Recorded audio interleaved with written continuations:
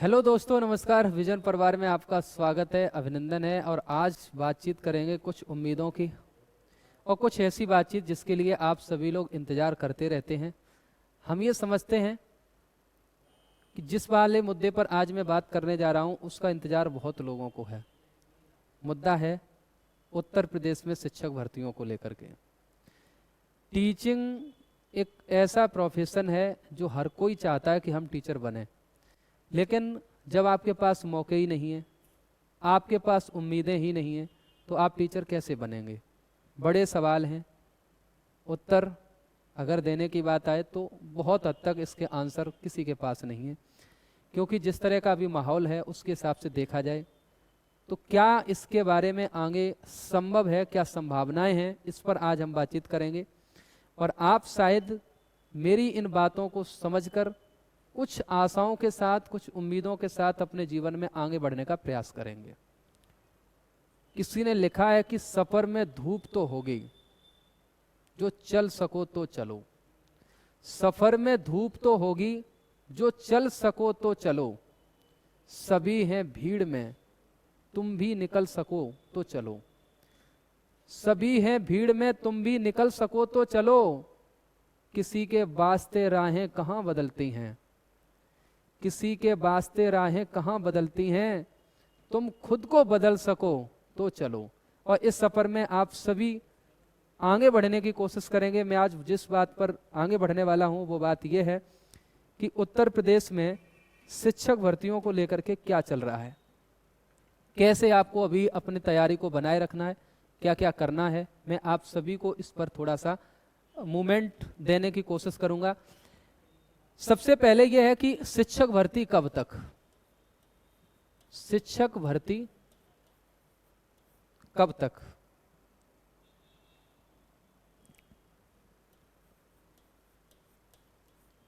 कब तक, यह प्रश्न ज्यादातर लोगों का होगा। शिक्षक भर्ती कब तक। फिर दूसरा है कि पाठ्यक्रम क्या है। मतलब यह है कि अगर भर्ती होगी तो उसका पाठ्यक्रम क्या रह सकता है, उस पर क्या आपकी तैयारी होनी चाहिए, क्या पढ़ाई आपको जारी रखनी चाहिए। इसके अलावा जो बीटीसी, बीएड हैं, इनको आगे के लिए क्या उम्मीदें रखनी चाहिए।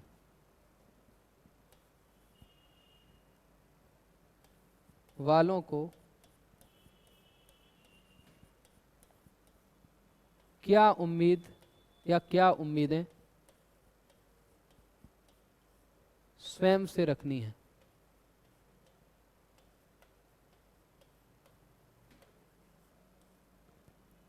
देखिए, सारी बातें आज जो हम आपके बीच करने वाले हैं, आप सबको एक हौसला देने का एक मेरा मोटिव है।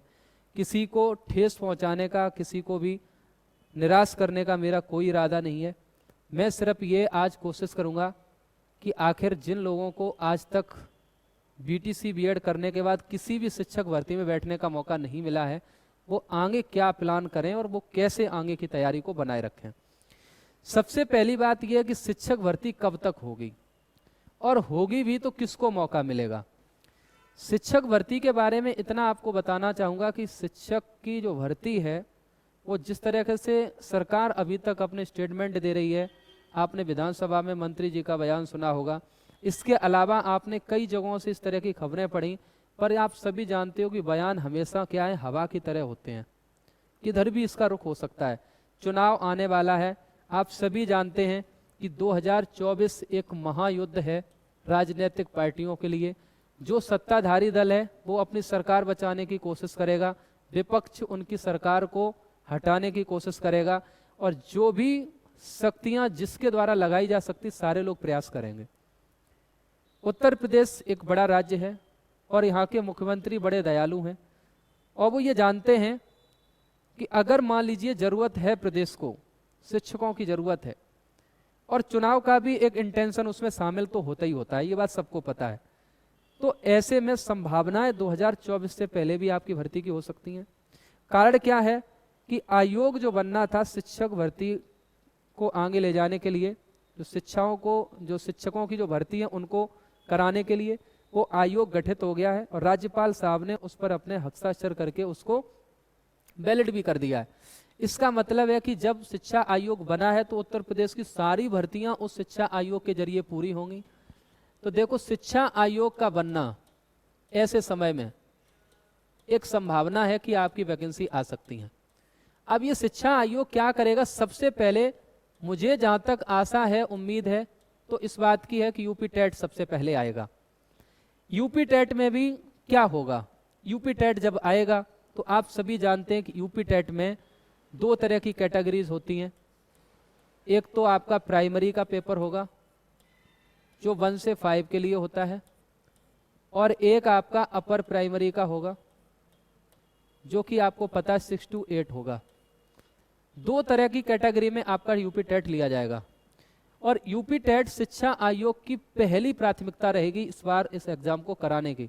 और ये तय है कि 2024 के चुनाव को देखते हुए सरकार के मन में कुछ विचार जरूर चल रहे होंगे।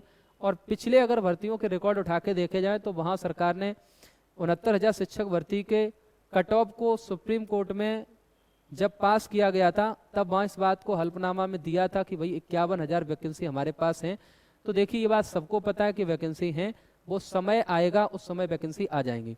तो इसलिए ये आयोग सबसे पहले यूपी टेट को कंडक्ट कराने की कोशिश करेगा। अब आप सबको ये बात का कहीं ना कहीं उम्मीद जरूर होगी कि सर यूपी टेट में सिलेबस क्या आता है। जितने नए एस्पिरेंट हैं उनके लिए मैं बताना चाहूँगा। अच्छा, सिलेबस बताऊँगा, साथ ही साथ ये भी जानकारी आपको होना चाहिए कि बीटीसी बीएड वाले फॉर्म किस में डाल पाएंगे, क्या उनको उम्मीद रखनी चाहिए, इस पर भी हम विचार करेंगे। तो देखो मेरे भाई, जितने बीटीसी वाले बच्चे हैं, डीएलएड जो अब वर्तमान में डीएलएड जिसको नाम दिया गया है, और जितने बीएड वाले हैं, बीटीसी वालों का मुद्दा आप सभी को पता सुप्रीम कोर्ट तक गया था और वहां से बीएड को अभी हाल ही फिलहाल सुप्रीम कोर्ट ने बाहर करने का आदेश भी किया है। तो इससे ये तो बात सामने आ चुकी है। आपको कोई भी किसी से नाराजगी हो या कुछ भी हो, कुछ चीज़ें हम आपके हाथ में नहीं होती हैं और वो हाथ से जब बाहर निकल जाती हैं तो आप जिन कंडीशंस में हैं उन कंडीशंस में आगे बढ़ने का आपके अंदर हुनर होना चाहिए। मैं तो 2 तरह की सलाह देता हूं हर एक बच्चे को, जिनके पास बीएड है वो बीटीसी का डीएलएड का फॉर्म डाल के डीएलएड कर लें। 2 साल में कुछ नहीं बिगड़ने वाला है, क्योंकि आगे भी वैकेंसी लगी है, आपको उधर से मौका मिल जाएगा।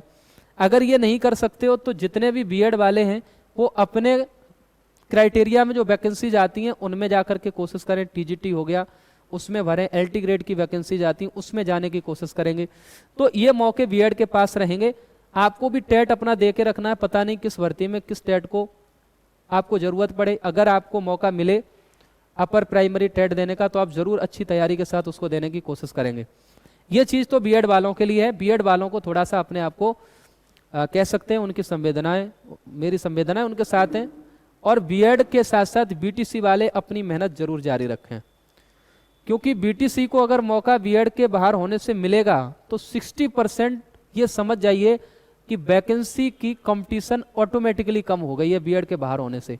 आपके पास एक अच्छा मौका है। अगर आप घरों में बैठे हैं, आपको लगता है कि कुछ होगा नहीं, और जब होगा तो केवल वही लोग सिलेक्ट होंगे जो लगातार अपनी मेहनत को बरकरार बनाए रखे हैं।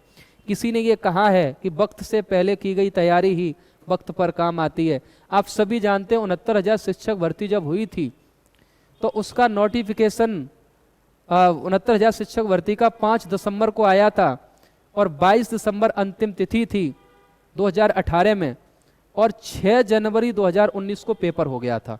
आप सोचो पूरे समय को देखते हुए कि कितना वक्त वहां मिला था। टेट हुआ तो सुपर टेट होने में बहुत ज़्यादा समय नहीं लगेगा, और ऐसे में आप जो तैयारी करना चाह रहे थे उस तैयारी को नहीं कर पाएंगे और बाद में पछताने के सिवाय कुछ नहीं मिलेगा। किसी ने कहा भी है कि अब पछताए होत का जब चिड़ियां चुन गई खेत। तो आपको भी अलर्ट हो जाना चाहिए। मौका बेसिक में प्राइमरी में वैकेंसी आने का जो बन रहा है उसमें बीटीसी का मौका आएगा, डीएलएड वाले फॉर्म डालेंगे, तो आपको अपनी तैयारी भी अभी से शुरू कर देनी चाहिए। एक बार मैं आपको सिलेबस तक ले जाने की कोशिश करूंगा। सारे बच्चे मेरी बात को ध्यान से समझेंगे, जानने की कोशिश करेंगे कि मैं क्या समझाने की प्रयास में हूं आप सभी को। देखो मेरे भाई, अगर आप प्राइमरी में जाते हैं या प्राइमरी का टेट देते हैं जो 1 से 5 के लिए होगा, सभी को मालूम है कि इसमें क्या क्या आता है। पहले साइकोलॉजी आती है, साइको आती है 30 क्वेश्चंस की। इसमें आपको पता है मैथ्स आता है 30 क्वेश्चंस का, इसमें आपको पता है ईवीएस आती है 30 क्वेश्चंस की, इसमें लैंग्वेज 1 हिंदी जैसे होगी वो भी 30 क्वेश्चन की, लैंग्वेज 2 जिसमें आप संस्कृत या इंग्लिश में से कोई भी एक ऑप्शनल तौर पर ले सकते हैं, ये 30 क्वेश्चंस की। इस तरीके से 150 क्वेश्चन का पेपर आता है। सब बच्चे जानते हैं कि 150 क्वेश्चंस में से अगर कोई बच्चा जनरल कैटेगरी का है तो उसको 90 मार्क्स लाने पड़ते हैं, और ये 90 मार्क्स आप ला करके क्वालिफाई हो जाते हैं। ये बात आप सभी को पता है, लेकिन कोशिश कर रहा कि क्वालिफाई से भी ऊपर नंबर लेकर के आए। जितने ओबीसी और एससी एसटी कैटेगरी के हैं इन सभी को पता है कि 82 मार्क्स आपको चाहिए होते हैं, और ये मार्क्स जब आपके आएंगे तभी आप क्वालिफाई माने जाएंगे। और क्वालिफाई अगर आप होते हैं तो आपको पता है कि आगे सुपर टेट देने का आपको मौका मिलेगा। और ये बेसिक की जो वैकेंसी है अभी की स्थितियां देखते हुए डीएलएड बीटीसी वालों के लिए मौका रहेगा।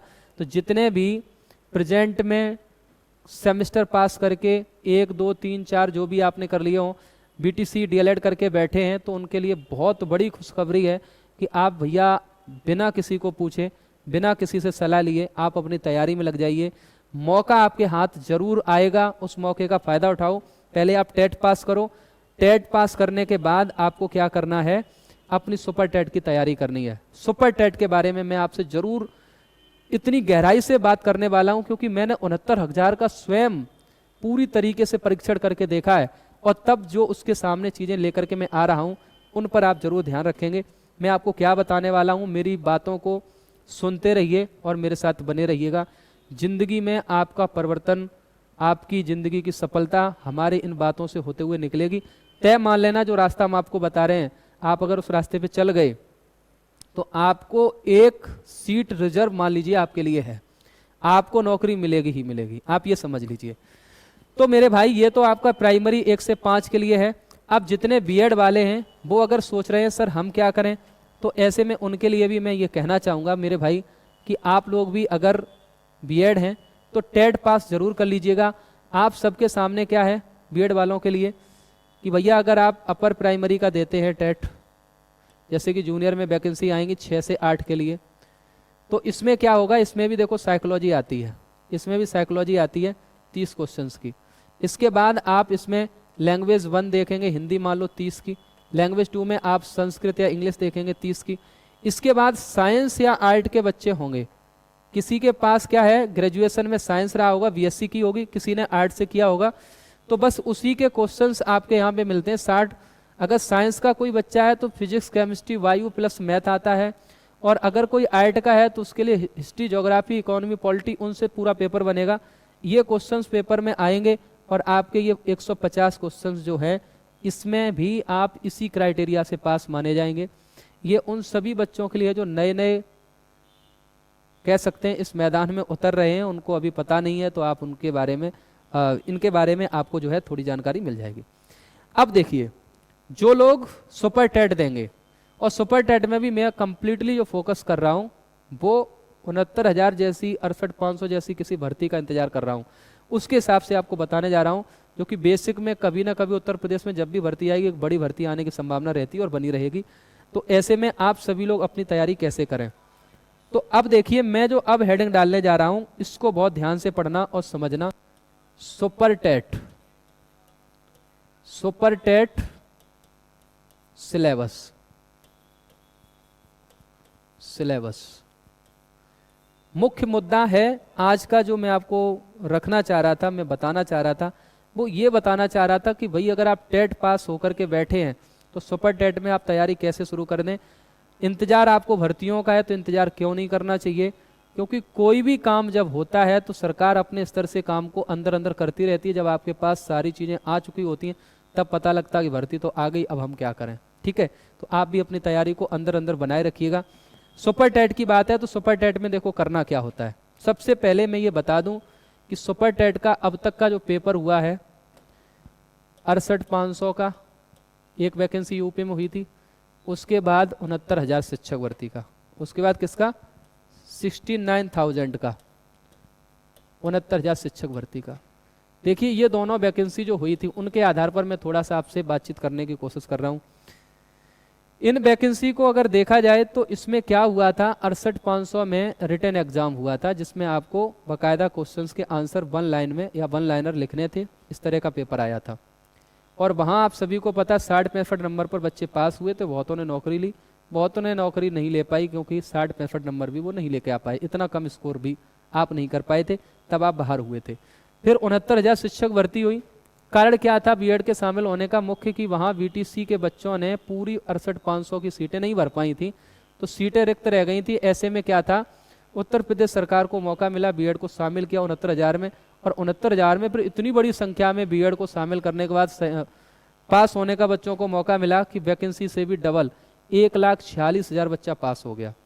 इससे ही संभावनाएं लग रही थी कि बीएड को आगे ये नहीं रखेंगे, सबको मैं बता रहा हूँ, क्योंकि इतनी संख्या में इतना अच्छा कट ऑफ था 90-97, बावजूद इतना बच्चा पास हुआ, तो आगे चल के कितना कट ऑफ और किया जा सकता था। बच्चा बीएड का ऑलरेडी इतना स्मार्ट होता है कि भैया वो नंबर तो लेके आएगा ही, और उन्होंने बीटीसी वालों की सीटों को अपने कब्जे में लेने की कोशिश करी, वो बीटीसी वालों को नहीं अच्छा लगा और वो कोर्ट कचहरी का मामला यहाँ से नहीं जा पाया, उससे पहले राजस्थान की तरफ से बच्चों ने रख दिया। वैसे यहाँ के लोग भी ऐसा काम करते, ये बात किसी से छिपी नहीं थी, लेकिन कोई बात नहीं। इन दोनों भर्तियों को आधार बनाते हुए मैं सिलेबस की चर्चा करना चाहता हूँ। देखो सिलेबस क्या है, किसका, 68,500 का और 69,000 का। इसके आधार पर देखा जाए तो सबसे पहले देखिए मनोविज्ञान विषय आपका आता है, सबसे पहले आता मनोविज्ञान विषय। कौन सा विषय, मनोविज्ञान, यानी कि साइकोलॉजी। मनोविज्ञान में आपकी 3 कैटेगरी के पेपर्स, मतलब पेपर में क्वेश्चंस आएंगे, या 3 जगहों से पेपर में क्वेश्चन आएंगे। एक तो बाल विकास से, बाल विकास से, फिर आपका आएगा शिक्षण कौशल, शिक्षण कौशल, फिर आपका आएगा जीवन कौशल, जीवन कौशल। और ये तीनों ही जो आपके पेपर्स में आने वाले जो सवाल हैं वो 10-10 नंबर के आएंगे। कितने के, 10-10 अंक के। तो टोटल कितना हो जाएगा, ये 30 मार्क्स होंगे आपके। तो ध्यान रखना, मनोविज्ञान विषय से आपको इतना कुछ देखने को मिलेगा, बोलो यस या नो। मनोविज्ञान में आपको इतना कुछ मिलेगा देखने के लिए। अब आगे बढ़ते हैं, नेक्स्ट क्या है, दूसरी बात समझते हैं। दूसरी बात देखिए, साइकोलॉजी से आपको 30 नंबर की अच्छी खासी संख्या में क्वेश्चंस मिलने वाले हैं। आप इनकी तैयारी अभी से शुरू कर दो। और जो टेट में अच्छे से मेहनत कर रहा है वो बाल विकास, शिक्षण कौशल, ये सब पढ़ ही लेता है, थोड़ा सा एडिशनल आपको सुपर टेट में मिलता, उतना और पढ़ के आपकी तैयारी अच्छी हो सकती है। मनोविज्ञान विषय में हम आपके लिए बहुत बेहतर तरीके से क्लासें चला रहे हैं। ऑफलाइन में आप हमारे साथ जुड़ सकते हैं, बेहतर तरीके से आप चीज़ें कर पाएँ। ठीक है, बहुत अच्छा सा काम आप इसके नंबर्स को लाने में कर सकते हैं। अगला देखिए क्या है, अगली लैंग्वेज की बात है, भाषा। तो भाषा भैया आपके पेपर में 3 आएंगी। कितनी आएंगी, 3। सबसे पहले हिंदी, फिर आपकी संस्कृत, इसमें ऑप्शनल नहीं होती है, ये बात ध्यान रखना, और फिर अंग्रेजी। और ये तीनों कितने कितने नंबर के आएंगे वो भी आपको मैं बता दूं। सबसे पहली बात ये है, हिंदी आपकी आएगी 20 क्वेश्चंस की, संस्कृत 10 की, अंग्रेजी 10 की, और ये टोटल कितने हो जाएंगे आपके 40 क्वेश्चन। तो ये 70 जो क्वेश्चन है, अगर बच्चा कोई टेट को भी ढंग से पढ़ रहा है उसके पास भी मौका है कि 70 नंबर की तो वो तैयारी ऑलरेडी कर ही ले रहा। हाँ, अगर आप संस्कृत नहीं इंग्लिश पढ़ते, इंग्लिश नहीं संस्कृत पढ़ते, अभी टाइम है, दोनों पढ़ लो, क्या बुराई है। तो इसको थोड़ा सा आप दिमाग में लेकर के चलेंगे। इसके बाद मेरे भाई, अगर किसी को भी इसके आगे जाने का मतलब आगे सिलेबस के बारे में क्या प्रिपरेशन करनी है, तो सोच समझ के देखिए, कदम रखना। फिर आपको जीके जीएस के बारे में, या कह सकते जीके के बारे में, सीधी सी बात है, सामान्य ज्ञान।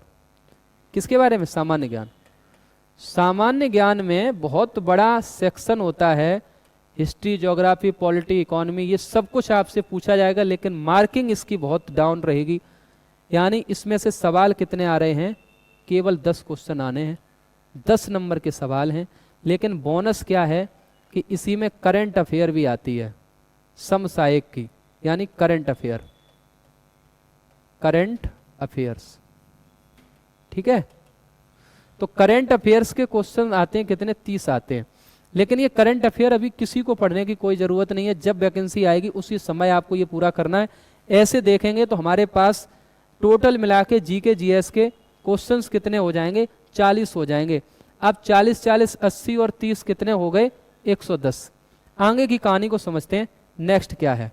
नेक्स्ट मेरे भैया अगर आप आगे चलते हैं तो आपको मिलेगा क्या, साइंस यानी विज्ञान। विज्ञान में भी 3 कैटेगरी, भौतिक विज्ञान यानी कि फिजिक्स, रसायन विज्ञान और जीव विज्ञान।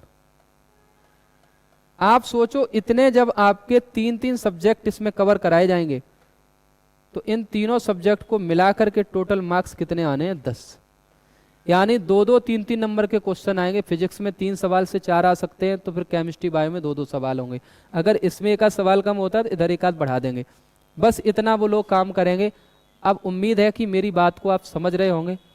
अब देखिए कहानी यहाँ तक पहुँच गई है कि अब नंबर आपके कितने हो गए, 120 हो गए होंगे। कितने, 70 10 80 80 30 40 कितने हो गए, 120।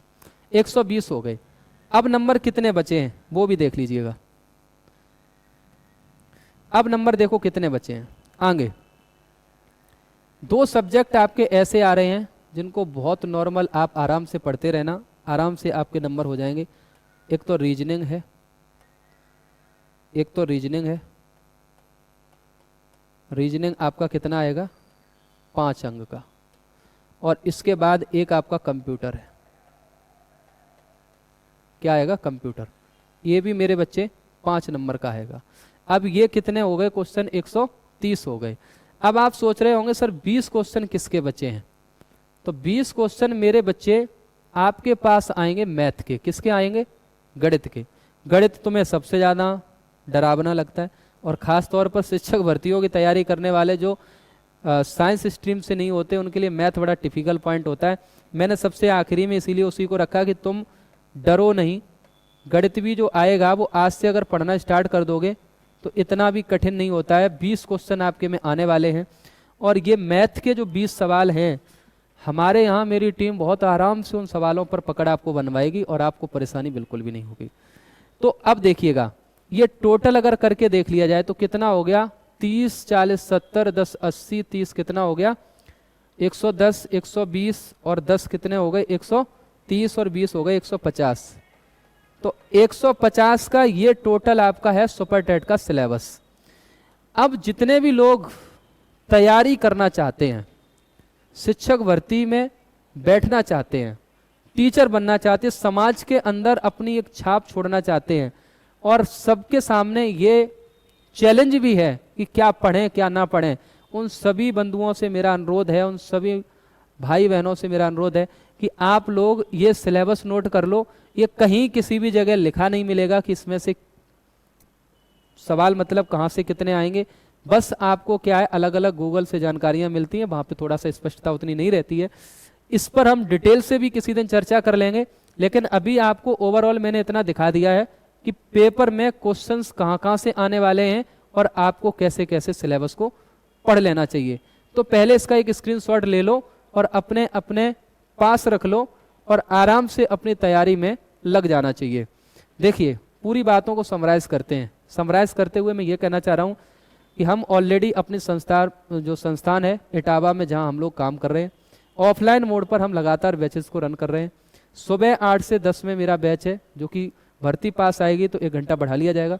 शाम को मेरे पास जो बैच चल रहा है वो है आपका 2 से 4 में, जो कि 1 घंटा ऊपर नीचे हो सकता है आपके समय के हिसाब से। आप उन बैचेज के साथ जुड़िएगा के, और ज़रूर मैं ये कहना चाहूँगा कि उम्मीदें बरकरार रखना हमेशा अच्छा होगा, और जिसके पास जीवन में उम्मीद नहीं है उसके पास बचा भी क्या है। ठीक है, तो उम्मीदें ही हमारे आपके अंदर होती हैं जिनकी वजह से हम निरंतर अपने जीवन में आगे बढ़ते रहते हैं। मैंने आज ये वीडियो बनाया है, उसके पीछे का उद्देश्य भी मैं स्पष्ट कर दूं। मैं काफ़ी बच्चों से मिला तो उनके अंदर एक निराशा है, कहते हैं कि सर क्या तैयारी करें, कुछ हो ही नहीं रहा है, पता ही नहीं चल रहा कि होगा क्या वैकेंसी का। तो उनके लिए मैंने एक उम्मीद जगाने के लिए वीडियो बनाया है। आपको ये वीडियो कैसा लगा आप ज़रूर बताइएगा। इसमें किसी भी रूप में मैंने किसी को अहित करने का या फिर किसी का दिल दुखाने का काम नहीं किया है। मैंने केवल एक जो घटनाक्रम है अभी प्रेजेंट में, उसको कहीं ना कहीं अपने शब्दों में रखने की कोशिश की है।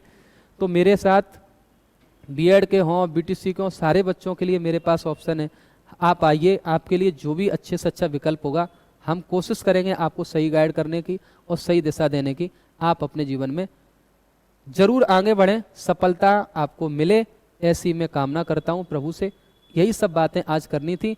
एक बढ़िया सी लाइन आपके लिए कहता हूं कि रख हौसला वो मंजर भी आएगा, प्यासे के पास चलकर समुंदर भी आएगा, और थक हार कर ना बैठो मंजिल के मुसाफिर, मंजिल भी मिलेगी और मिलने का मजा भी आएगा। तो ये बातें सबको समझ में आ रही होंगी। अपनी तैयारी में खामोशी से लग जाओ, और जब तक आपका कोई वैकेंसी का नोटिफिकेशन आए आप पूरे पहलवान बनकर के मैदान में उतर जाओ। अखाड़ा आपका होगा, आप विजेता बनेंगे, आपके लिए एक वैकेंसी वहां पर सुनिश्चित होगी। ये मैं आप सभी से उम्मीद रखता हूं, और मैं भगवान से प्रार्थना करता हूं कि आपको आपकी जो मंजिल है वो जरूर दिलाए। तो आज के लिए बस इतना ही। Thank you so much. जय हिंद, नमस्कार, ऑल द बेस्ट। खुश रहिए, मस्त रहिए, और अपने जीवन में लगातार आगे बढ़ते रहिए। अपना ख्याल रखें। Okay, thank you, bye.